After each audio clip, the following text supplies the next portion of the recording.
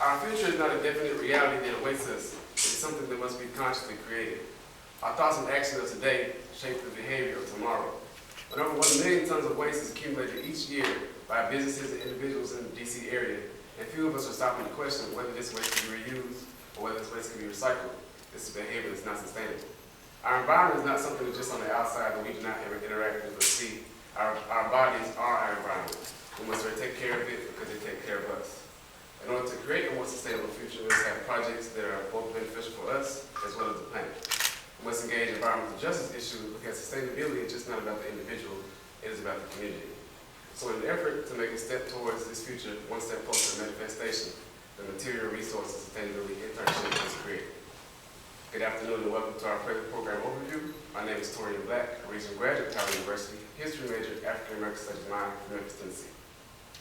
Hi, I'm Christiana Flood. I'm also from Howard University. I'm a sophomore. I'm a hospitality management major, and I'm from DC. Hello, my name is Mary Taku. My major is political science. My minor is psychology. I'm a junior at Howard University, and I'm from Washington, D.C. Good afternoon, everybody. My name is Chidabere Ukebu. I'm a recent graduate from Howard University. Studied radiation therapy from Washington, D.C. as well. Hello, my name is Timothy Fenwick. I'm a junior at Howard University. I'm studying business management and I'm from Washington, D.C. Hello, my name is Patrice Spriggs. I'm a junior at Howard University, sociology major, psychology minor. My name is Fallon Shackelford. I'm a junior political science and history government major from Houston, Texas. Hello, I'm Joranda Weaver. I'm a fifth-year architecture student at Howard University, and I'm from Detroit, Michigan. Hello, everyone. My name is Inkiru Agamore. I'm a fourth-year architecture student from Howard University, and I'm from the suburb of Detroit, Michigan. Good afternoon. I'm Janisha Weaver. I'm a fifth-year architecture student at Howard, and I'm from Detroit, Michigan. Okay, so when we talk about material resources and sustainability, we are referring to the acquisition and management of various recyclable, both traditional and non-traditional recyclable goods, and the way that we can use these goods to perform a more holistic approach to sustainability. The Material Resources Sustainability Internship Program is now in its third year and expanded to 7 students. The 7 students here before you today, and also we have 3 architectural students who are studying how to make more sustainable practices in the field of architecture, as well as learning about the leadership and energy and environmental design rating system created by the U.S. Green Building Council. The overall mission of our program is to elevate community sustainability via young adults as trainers. We've gone through rigorous training in the area of sustainability, environmental justice as well.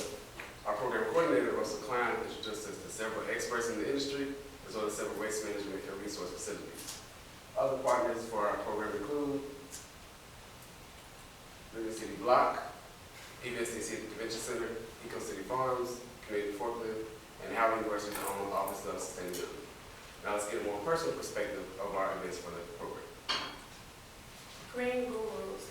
Throughout the program, we had the opportunity to meet with representatives from various companies that contribute to the District of Columbia's efforts to reduce its carbon footprint. Various companies include material recycling facilities and waste-to-energy plants. Our goal was to gain an understanding of various waste management facilities in the District of Columbia and surrounding metropolitan areas. We visited a recycling center in Prince George's County, Maryland. We also visited a waste-to-energy plant in Fairfax, Virginia, and we visited a transfer station in DC.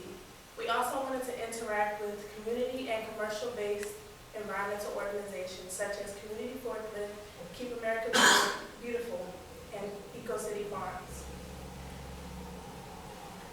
This is a picture of us at SWEEP headquarters. SWEEP is the Solid Waste Education and Enforcement Program that holds DC residents to a level of accountability as it relates to their recycling and their waste disposal. We also went through projects that helped us locate and analyze different problems in our own communities, such as Northeast, Northwest, Southeast, and Southwest. We also visited a recycling center where we learned how they separate recyclables such as plastic, glass, and aluminum. They also had a machine that separates plastics because plastics are numbered 1 through 7, and the number indicates what type of plastic they are. Yes, we faced challenges along the way. We learned that people don't know how to recycle properly. They think it's okay to put recyclables in plastic bags and send them off to recycling organizations, where they don't realize that the worker's job is actually harder than what they're making it because they have to open the plastic bags to get to the recyclables. so then the plastic bags don't get caught in the machine. They also think it's okay to throw away garden hoses because it's plastic and it's metal, and they think, oh, the recycling companies can handle it. But it actually gets caught in the machine. It's good that we educate the people to know how to recycle properly so then the recycling process goes smoother. This is a picture from George Mason University. We learned that they have an organic garden. They also pay the students to take care of their organic garden. They grew so much produce that they sold it back to Sodexo, which is their food provider. They are a good role model for us because it lets us know that we can be as good as them. They're all sustainability. This is a picture of shredded tires from the landfill complex. They use these shredded tires for groundwork for playgrounds. They also surprisingly use it for signs. This is also a picture from the landfill complex of how they donate shoes and clothes. They also use old clothes to make rags for cleaning purposes.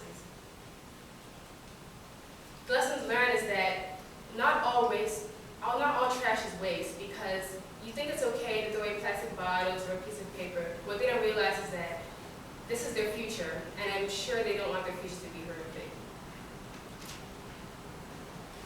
Another day we worked with Living City Block. Living City Block, the main goal was to regenerate existing city blocks, one block at a time.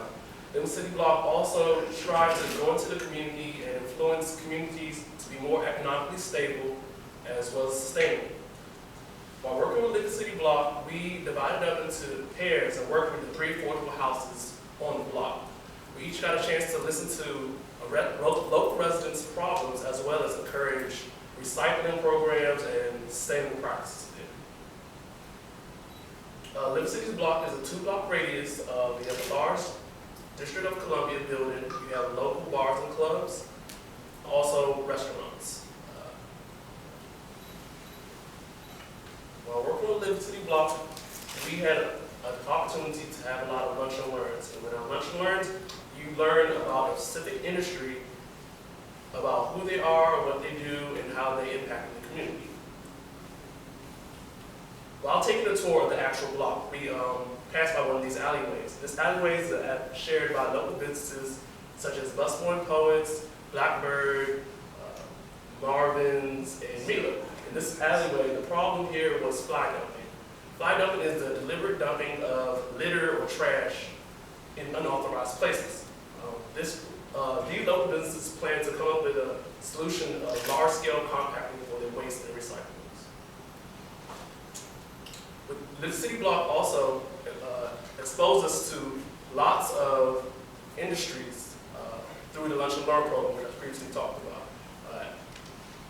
Other than the lunch being provided, I enjoyed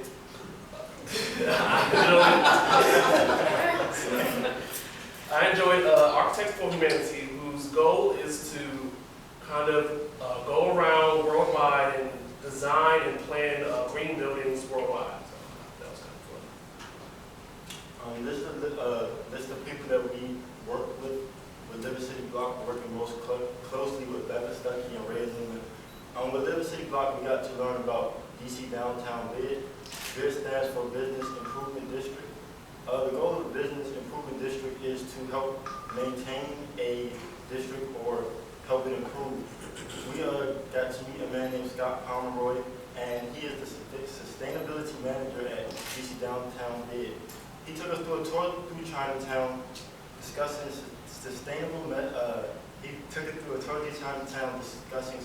methods being used, such as the 1-to-1 ratio. 1-to-1 ratio is when trash bins and recycle bins are placed closely together, which is proven is a higher percentage of people to recycle when they're close together. We also took several trips with Living City Block. We took a picture of a green roof on the Reeves Center.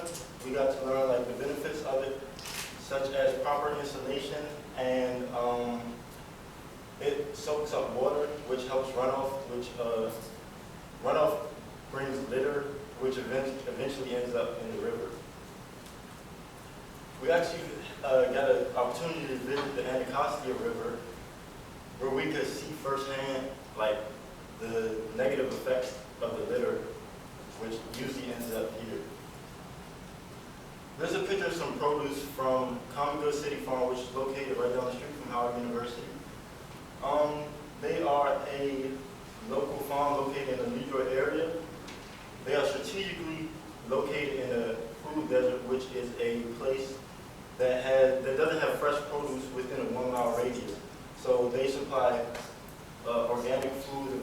to the local area. Some of the challenges we faced with Liver City Block was community presence, because Liver City Block is a fairly new organization. Some people are a little hesitant, and giving them the support funding is usually, finding the proper funds to do that. And community support people, like we will go around asking people about sustainability and different questions, and sometimes, certain people don't want to be bothered with that type of stuff. So that was just few of the challenges that we faced with Liver City Block. Throughout our tours, our site visits, and the lunch and learns, we learned a couple of things. On our site visits, we learned a method of analyzing 4 objectives in the community with project management or projects. It was called a SWOT analysis. In the SWOT analysis, you analyze 4 key objects: the strengths, you have your weaknesses, you have the opportunities, and you have the strengths. An advantage of this method is you get to pinpoint the exact things that need development in the community.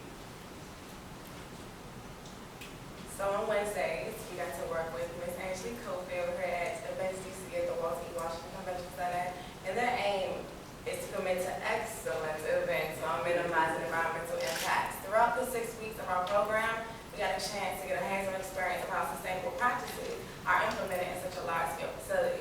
Being as though that the Convention Center is such a large business, they have sustainable practices that they abide by, such as the Know the Code program, which is a color-coded approach to waste separation. Red being hazardous material in bulk, yellow being waste, brown being compost, blue being commingle. For those who don't know what commingle is, it's bottles and cans, and green being mixed paper and cardboard. Another sustainable practice that they have is digital banners, and it takes away the paper and the vinyl that is used and actually cuts a lot on energy and money costs. So, as you can see, we're beautiful models. So this is actually us showing off the excellent new bins that the Events DC has acquired. As you can see on the right, that's the compost section, which means that Events DC has acquired composting. If you don't know what composting is, it's making use of food that's left over for the nutrients to regrow your own food that's healthy, and it's better for the soil. Aren't we cute? As you can see, one of the reasons why we work with Ms. Angelique at Events DC is to learn more about the commercial side of the recycling and sustainability as a whole. Recycling isn't the only part of sustainability, but a lot of times is what can open up the conversation for more sustainable practices. The convention center is over 2.3 billion square feet, so naturally it's very difficult to keep consistent bins and education throughout the building. So while we were here, we had to learn how to find ways to educate all the consumers and the over 1 million people that pass through the convention center throughout the year. And by doing this, we're hoping to learn more about how sustainability can be financial and environmentally beneficial. These are some of the people that we met when we were working at HTC. Angelique made sure she showed us off as much as possible. A lot of these people that we work with were able to explain to us how important waste diversion is. Waste diversion is whenever you keep waste and products out of the landfill and reuse them for something else. We learned how important it is to calculate things like water efficiency and air efficiency, and to use that in a large commercial building is actually very beneficial. Right here are some of the things we ran into when working at the convention center were how to keep people educated and making sure that everyone understands how to use recycling. Of course, everyone here recycles regularly, but not everyone who visits the convention center knows how to make use of proper recycling, knowing that, for example, commingle goes in a blue bin because it's blue like water. So the convention center had to show us how important it is to make sure that everyone who's using your products know the purpose of them and how important it is. Another thing is currently right now in the District of Columbia, it's cheaper to recycle goods than to haul them off as trash, but there are hidden costs. For example, bins don't get delivered by the bin ferry. You have to pay for them yourself, and a lot of people don't understand that. I love that. So here, this is an example of some of the costs that it takes to have a sustainable recycling program. And another thing that we want to remember, and that Ms. Angelique did a really good job of teaching us, is how important it is to have a culture of sustainability. You can't just say, oh, recycle, because that's not enough. People have to have it in their mind how important this is so that they can take these practices home and take them back to their communities. This is us again. And these show, and this in the convention center at the Walter E. Washington Convention Center. And these are the various bins that they use. As you can see, some are the more still heavier bins, and some are made out of cardboard. So they have different purposes depending on where they're going to be located, because every bin doesn't have to look exactly the same, because sometimes they have a different clientele. Some of the things that we learned while being here to things about recycling, more about LEED. LEED is Leadership in Energy and Environmental Design. And we learned that buildings, if they take advantage of these practices, they can save a lot financially. And a lot of people are encouraged to purchase there because they have more sustainable practices.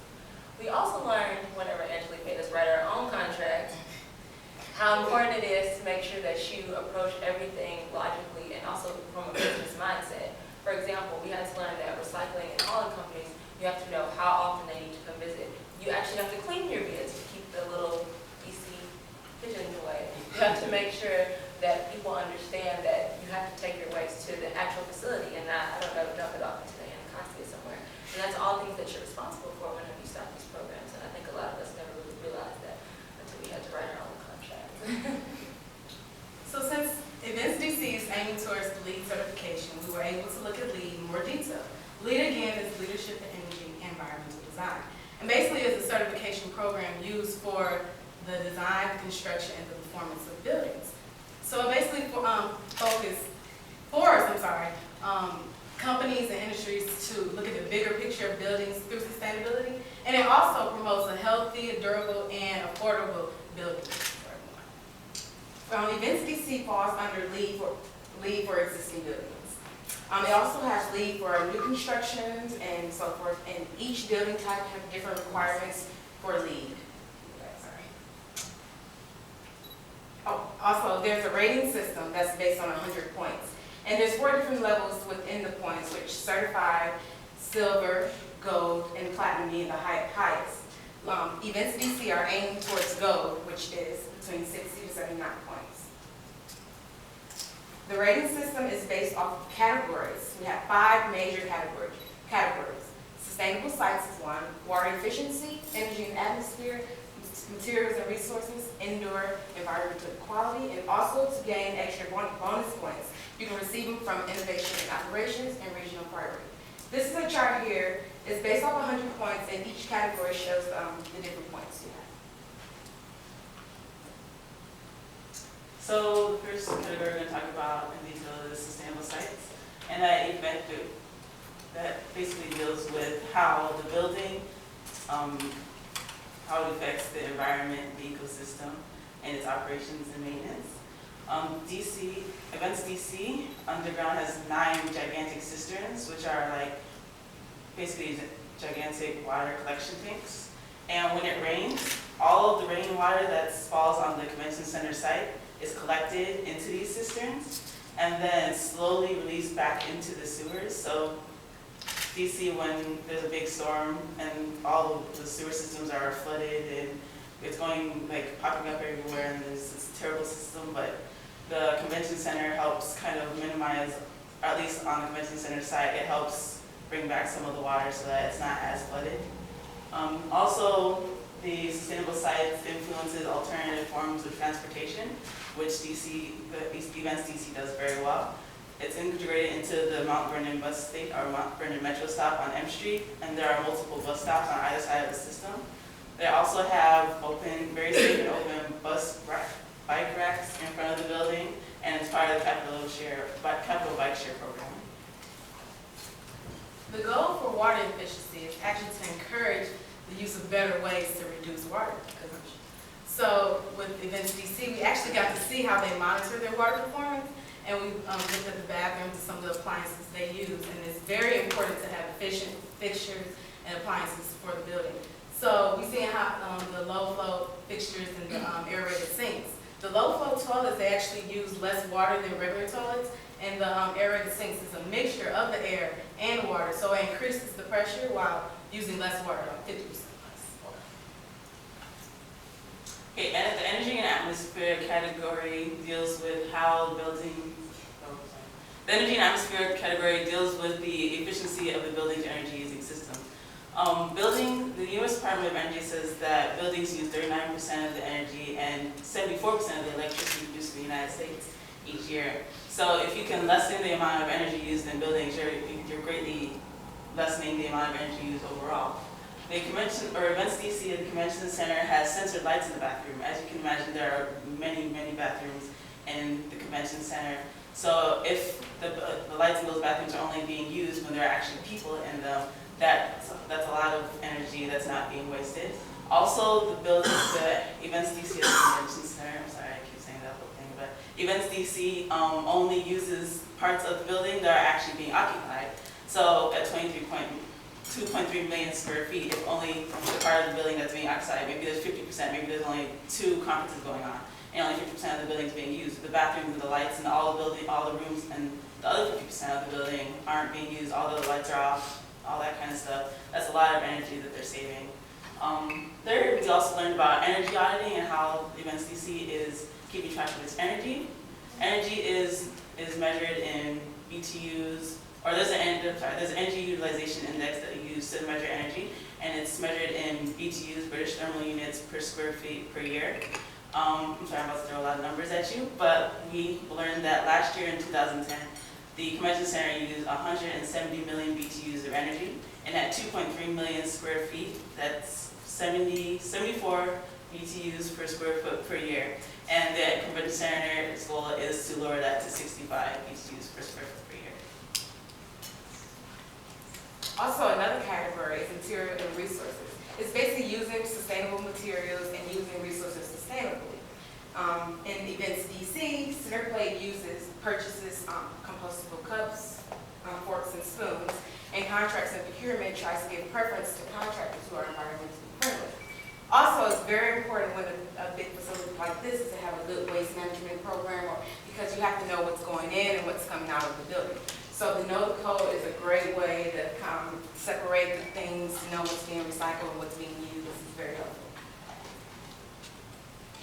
And another category is indoor environmental quality. Since 90% of Americans spend their time indoors, it's very important to create a healthy and comfortable environment for the building occupants. Here in Events DC, Airmark uses the green sealing products, so it doesn't release any toxins. It's very clean for the environment. Also, the no smoking policy is very important, because that's just like #1 in any building. You shouldn't be able to smoke. And here the policy is you can't smoke within 25 feet from the entrance, which is very important. Okay, so on Thursdays, we split ourselves into 2 groups. 4 of us went to community forklift, and the remaining 3 of us went to Eco City Farms. So the first group is community forklift. Community forklift's mission is to uplift communities by providing low-cost building materials. So they see themselves as a resource within the community to make sure that people of all economic levels can have access to these goods. One of the main things that we were set to do with community forklift is to work on their hardware section. A lot of reuse stores actually don't have a hardware section, which is unfortunate, because hardware makes use of a lot of very valuable metals and other materials.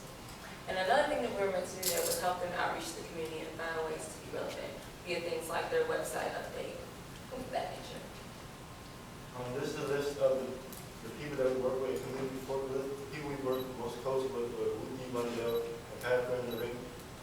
They were very helpful in helping us revitalize the hardware section.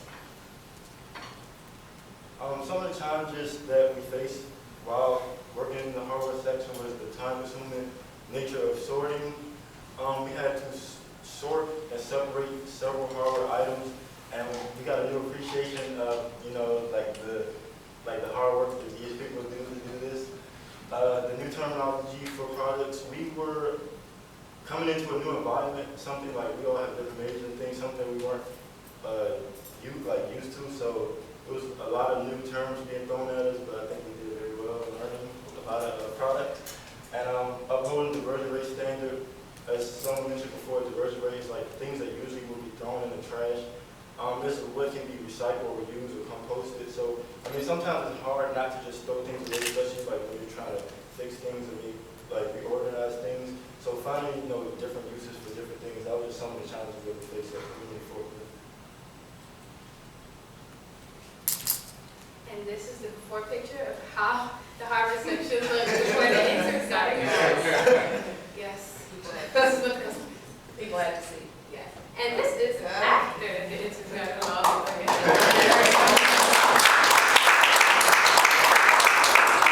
Excellent, right? Okay. So one of the things that we ran into whenever we were in the very, very hot place that is community forklift, is that we had to understand why it was important for us to be doing this work. It can be very tedious sometimes for some of us, but I found out that Americans are only 5% of the population, but they generate throw away enough wood to heat 5 million homes for 200 years. So basically, we need to start thinking of non-traditional ways to recycle things and reuse all the waste that we put into the environment. So things like metal and aluminum are very lucrative, and they're also they're something that can power a multitude of other sources. So by reusing things like metal and hinges that seem very small, we're reducing a lot of the waste that would have occurred anyway. And now people actually like to shop in the hardware section here. So hopefully we're very lucky. The remaining 3 investment on Thursday is the Eco City Farms. Eco City Farms is a community-based organization centered around sustainable agriculture and sustainable food choices. It has several initiatives, but its main is this 1 acre farm located in Emerson, Maryland. It's also strategically placed in the food desert. It contains organic fruits and vegetables, bees raised for honey and pollination, compost projects, as well as community programs to develop and engage the community and increase awareness. Eagle City Farms takes pride in their organic farming techniques. They grow all their fruits and vegetables without any chemical fertilizers, nor they use any pesticides, herbicides, or any fungicides at all. Eagle City Farms also use all people-powered technology as well as renewable energy. Eagle City Farm also buys only non-GMO organic seeds from small seed producers. One of the largest problems facing agriculture today across the planet is the rapid deterioration of topsoil. Topsoil is the most beneficial soil for us. It has the most organic nutrients and the most nutrients. Industrial farming has rapidly accelerated the rate at which topsoil deteriorates because of its unnatural methods. Eco City Farms, however, employ sustainable agricultural methods that use renewable resources to replenish the soil with nutrients rather than non-renewable resources. Examples of this include biochar, which is charcoal used to replenish the soil with nutrients, as well as compost. And as far as community outreach is concerned, Eagle City Farms is just not, their main goal is not just to provide organic food for the community, but also to educate the people within the community. Throughout the 6 weeks that we were there were also 12 high school students that were there that volunteered in a summer program that they had called Seed to Feed, and basically it was focused on food agriculture. Eco City Farm also has a lot of different volunteer opportunities all throughout the year that you can participate in. They just recently partnered with Prince George's Community College, where you can get your certificate in commercial urban agriculture, where you can actually get introduced to hands-on experience to start your own urban farm. And we actually got a chance to go and look at Autumn Woods Apartments, which is in the Blazeburg community, and they had us do a video, and I have a link posted here. It's www.bit.ly/straightcompost. We made an educational video to show you how to compost, so you guys should check that out. Right. Okay, right. The goals of Eco City Farm, while we was there, our main project was to learn as much as we can about the compost system. We'll use this knowledge to educate our community. What the compost system starts out with, you have a few essentials. You have your browns and you have your greens. Your browns being sawdust, wood chips, and hay, and your greens being leftover food scraps in your kitchen. They'll be encouraged fruits and vegetables. With these materials, you put them in the pile and let it sit for about 3 months, with the addition of water and turn the pile to keep it aerated. The end result of this composting system is a dark, organic, earth-smelling soil. We use this compost to replenish existing soil as well as creating new soil. Some of the produce grown in Eagle City Farms include a variety of lettuce, herbs, shoots. You have green beans of all sorts and small fruit.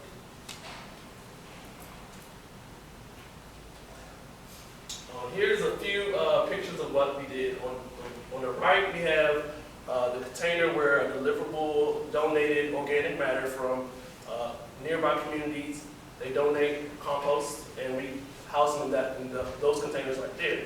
On the right, we have a handmade compost bin that we actually made out of renewable wood, and we mix all the materials I stated earlier together and create our own compost. This was actually one of my favorite days. We got a chance to do a lot of hands-on things and get our hands a little dirty.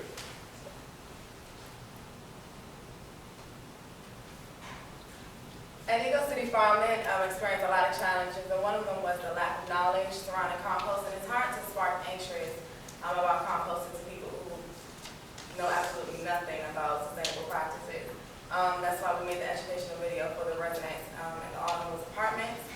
The real estate availability, Eagle City Farm is trying to open up a farm in the Blaisburg community, but due to zoning issues, they have to go through a whole process of getting things changed, the zoning changed so they can start their farm. And community engagement, you have to find something to do. Maybe you can do, go to a recreation center and have like a movie night or give away food, or where you can play games with the kids or anything to get the community involved with sustainable practices. In order to develop an organic urban agriculture system that is efficient, we must have a farming system that is sustainable. This includes eating healthy foods, creates healthy compost, which creates healthy plants. It's a cyclical system that we all can use to grow our own organic foods. These are examples of some of the beautiful fruits and vegetables that we experienced on the farm. Tomatoes on the right and strawberries on the left. Which were excellent, by the way.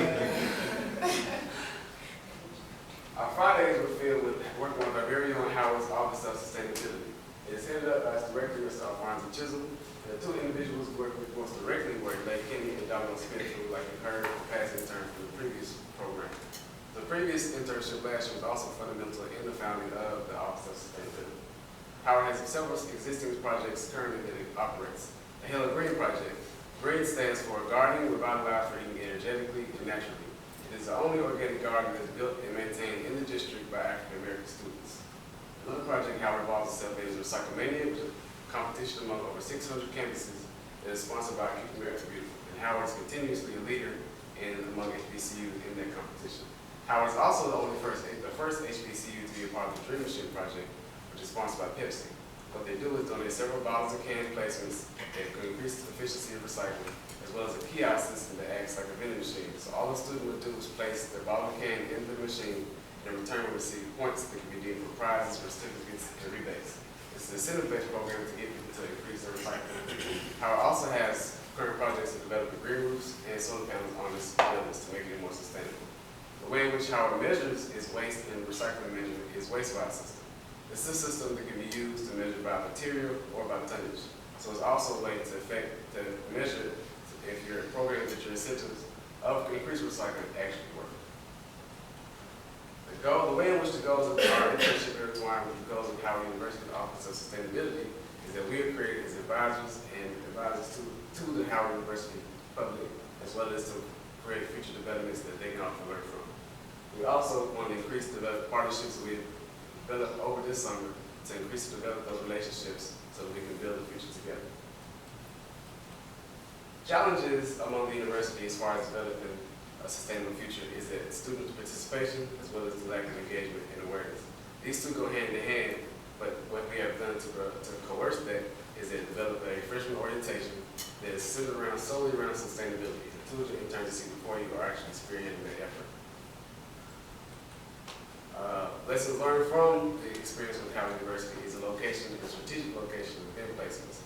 We have seen by using the waste-wise system, when we use bins that were more easily accessible, that recycling increased by 100%. Okay, so now that we've kind of chronicled our day-by-day activities during the 6-week program, our next steps are to use all the knowledge that we learned to work within the District of Columbia Public Schools. We're going to be working in the schools to help implement recycling programs for the elementary students. So the hope is that with these new skills, we'll be able to do a community-based initiative instead of a top-down initiative. And we're going to be working in the Northeast community, which is the Deanwood community, in the public schools in that area. One of the ways that we're going to start these recycling programs is to form various green teams. Green teams are going to be a combination of students, teachers, parents, and custodial staff that are all interested in being more sustainable on the campus. We hope to be able to show them the financial and environmental benefits of starting their own recycling program in hopes that this conversation will open other conversations about how to be sustainable. And if we start at elementary schools, hopefully they'll take it home and learn that those practices can expand. Oh. We're not all architects by profession, but we are architects of our own community. Throughout this internship, we've gained valuable knowledge, skills, and experience in developing community sustainability. But the biggest challenge that we faced was creating change. It takes a lot of change to make people change their behavior. Martin Luther King talked about how change does not roll in on the wheels of inevitability. It comes through continued struggle. But this is a challenge that we are ready and we're excited to expect as we are ambassadors for our university, our community, and the planet. So like to thank all of our partners who helped make this a possibility.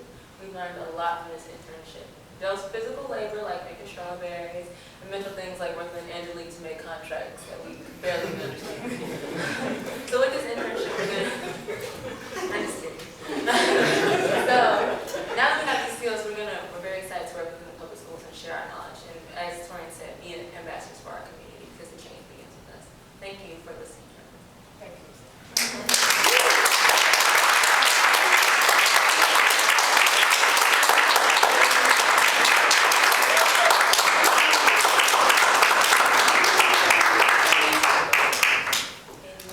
We have questions from, Questions? Anybody want that link? Nobody wrote it down? That pause was Yeah, for you. just email everybody. we want that. Okay. And if you can count to see how many times this week, it's a wait video. Thank you. Any questions? You guys did a great job. Thank you very much.